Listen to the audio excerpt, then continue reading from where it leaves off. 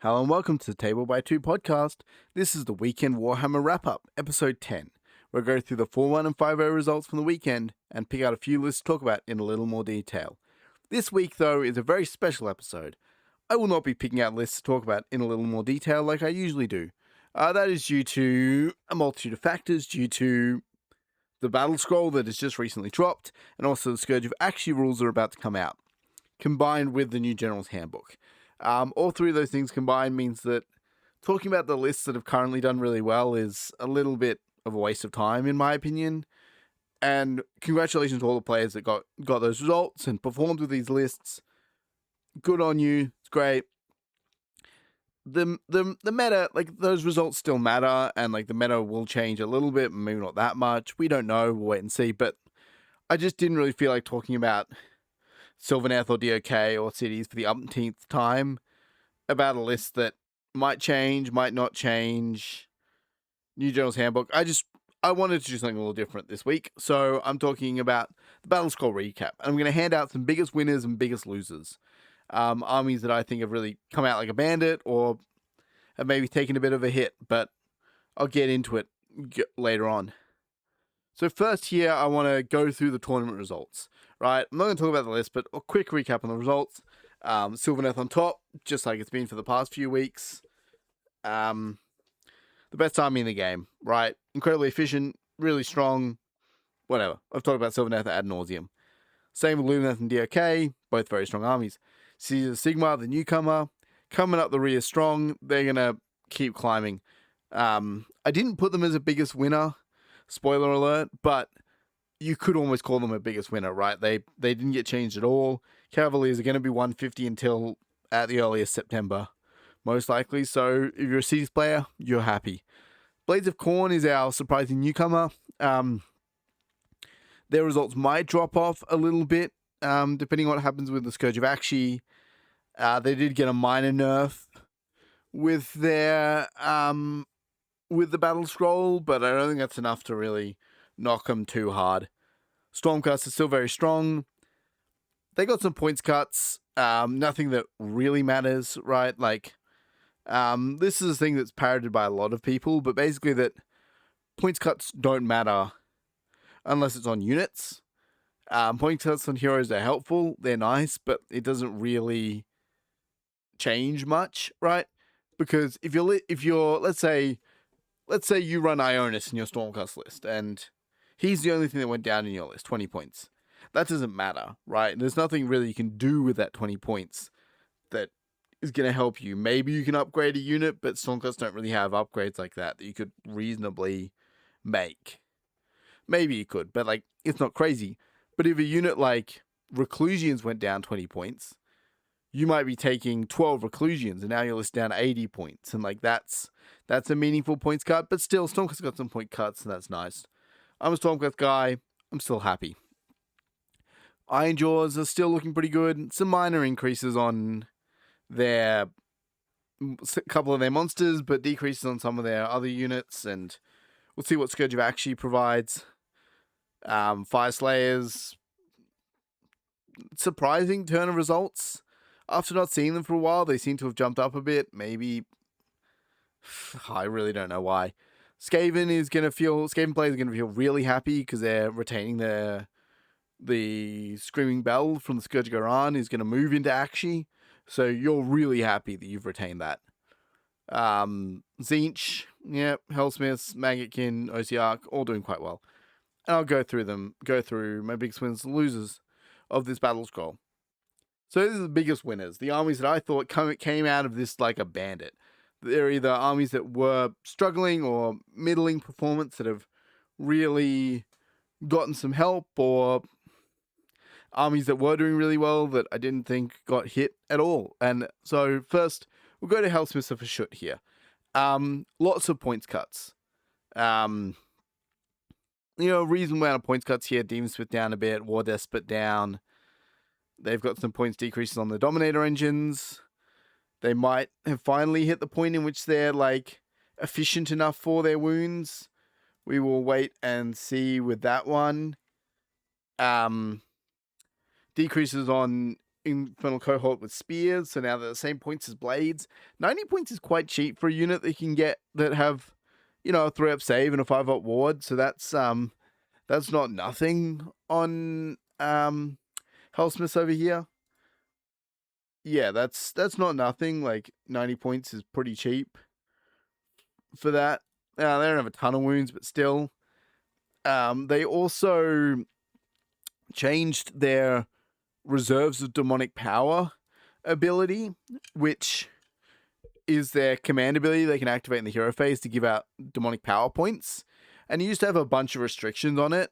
So it used to say if the total number of demonic power points friendly units have is 3 or fewer, you can get 2 points, but if they have more than 3 points among all units, you give them 1 point.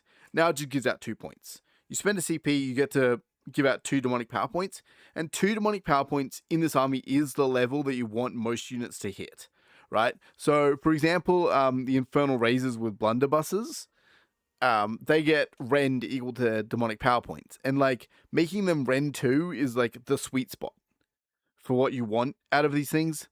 Same with Cohort with either spears or blades. 2 points is when they get the 5-up ward save, and that's like the level that you want. So yeah, getting that is going to be really helpful. Like, it just makes it a little easier. They're an army with no battle traits, so making them a little better and removing some of the restrictions is pretty good. I can't comment on these Scourge of Akshi, these new Soapy War Scrolls, but we'll see. Yeah, I think Hellsmiths came out of it pretty good.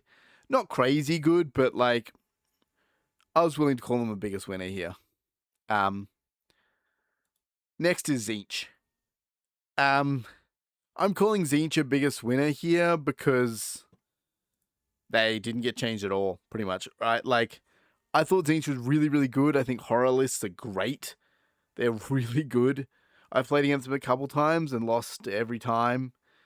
I think they're really strong, and I think that like Tzeentch not getting many points changes here is really good. Yeah, a couple minor points decreases on a few things. The Changeling going down 30 points is kind of nice. But yeah, like, nothing that matters, but also no points increases or no rules changes that matter either. So yeah, that's I think if you're a Tzeentch player, you're pretty happy. You're pretty happy if you're a Tzeentch player right now. Your army is basically the same. A couple points increases here or there, but nothing that you're not. Look, a demon list might have gone up like 20 points, but you probably have that in the locker, maybe. Like, I think that you're pretty happy. You're pretty happy. A little more, sorry. The Curseling was an important hero. Your list probably did go up 40 points on if you're running the Changeling, the Curseling, and the Exalted Flamer, but if you're running more than one spawn, losing a spawn is impactful, but like I still think Tzeentch came out of it like a bandit. And it's very good. Next and finally is Fire Slayers. Lots of points decreases here, even on units that you might take multiple of, like Orakath Guard and Berserkers. They also got some changes to their battle traits now. So when you activate the rune of Farsight, you get to not only deal mortal damage, but also give all your ranged weapons, including companion weapons, crit 2 hits, which is quite nice. Yeah, so for the rest of the battle round, ranged weapons, including companion weapons used by Fire Slayers units, have crit 2 hits. And they also made some changes to the Rune Smiter on foot. So he used to be able to put himself in reserve with one other unit. Now he can put his whole regiment in reserve, which is also quite nice. But I think that giving crit 2 hits to all your shooting attacks is kind of nice. You're also retaining the Runeson on Magmadroth from the Scourge of Akshi update. So, like, a Magmadroth shooting attack is like 4 attacks, 3s and 3s, rend 1 damage, D3, which will get crit 2 hits on that. which is quite nice. A crit 2 hits on a damage D3 shooting profile is not bad. Not bad at all. Also, Uruk Hearthguard, which have gone down in points, have 2 attacks, 4s and 3s, Ren 1 damage D3. So giving them crit 2 hits is kind of nice. So I think like crit 2 hits on some of your shooting. You don't have a ton of shooting, but a little bit of shooting. And then some points decreases on units that you might take in a list. We'll see what it does to their win rates and their popularity. We've also got the rumor is Fireslayer is going to become the Castle it holds and include some amount of dispossessed dwarf units. But until that happens, Fireslayer's players I think should be pretty happy. I don't think you're like over the moon, like your army's going to jump up 1,000,000% win rate, but I think that it'll stick around a pretty decent win rate. They're also retaining their prayer law as well, the prayer law that applies to magma droths, which is also quite good. So those are my biggest winners. Moving to the biggest losers, and calling these biggest losers feels very, very tough. I'll get into why. First, Sylvaneth. Sure, you can call Sylvaneth the biggest loser. They did get points increases on a lot of their stuff, right? 20 points on Alariel, 20 points on the War Song, 10 points on Dryads, 10 points on Great Swords, Great Size, Spite Revenants. Like, you did go up, and Drych's ability to charge out of terrain becoming a command is definitely impactful. Don't get me wrong on that front. It does mean that now you can't countercharge and do it. You can't re-roll it and do it. Like, there are genuine downsides to it being a command. Like, don't get me wrong. But I think overall, if you're a Sylvaneth player, you're feeling really good. Like, Games Workshop tends to give armies a really light touch. I would posit that for a busted army, it takes about 3 battle scrolls before it really gets to a point in which it's like settled, right? Like, it took them about 3 battle scrolls to handle KO, about 3 battle scrolls to handle the Terrorgeist list in FEC. Like, it takes them quite a while to really, truly, like, get to the root of the problem and nerf the army. But it is a loser. You are a loser. It's just the scale of your losing maybe isn't that high.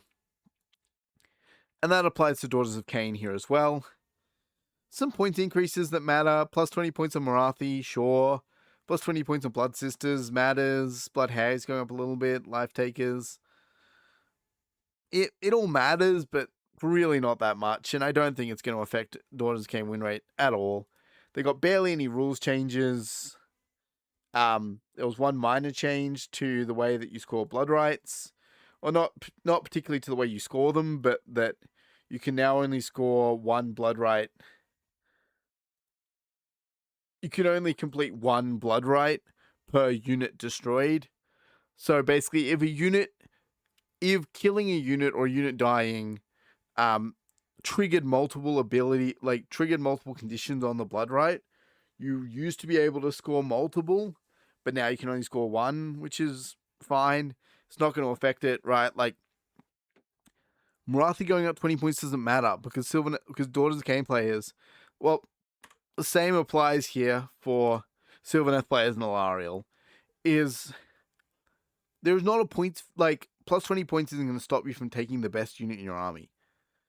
Like, they would need to have gone up 100 points for that to affect whether you're going to keep taking them, in my opinion. But I very nearly debated putting Sylvaneth or Daughters of Cain in my biggest winners section. Like, I struggled to call these guys losers because realistically, your army, you might have lost a unit.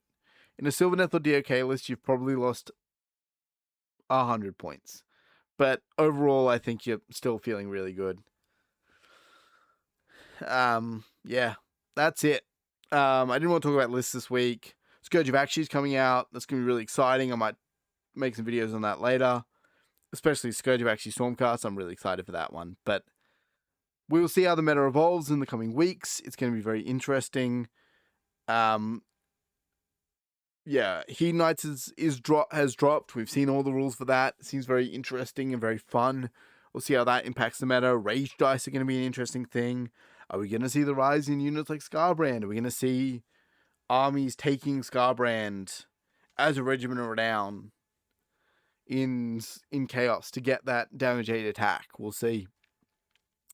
From the brief glimpses we've seen of the Scourge of Actually rules, there seems to be very interesting ways they interact with the Rage dice and Fury level from the General's Handbook, which is quite exciting. So it's all going to be, it's a time of flux for the meta. We'll see how it settles and see how it adjusts. But yeah, it's going to be real fun. Thanks for watching. It's going to be real cool. It was a fun battle scroll. Like, I think while it didn't hit some armies as hard as I would have liked, it did buff some armies. There's some cool other armies I could consider as biggest winners, such as Slaves to Darkness. Seraphon, I felt, got a little bit with their increased, with their better battle traits. Yeah, there's cool stuff. Thanks for watching.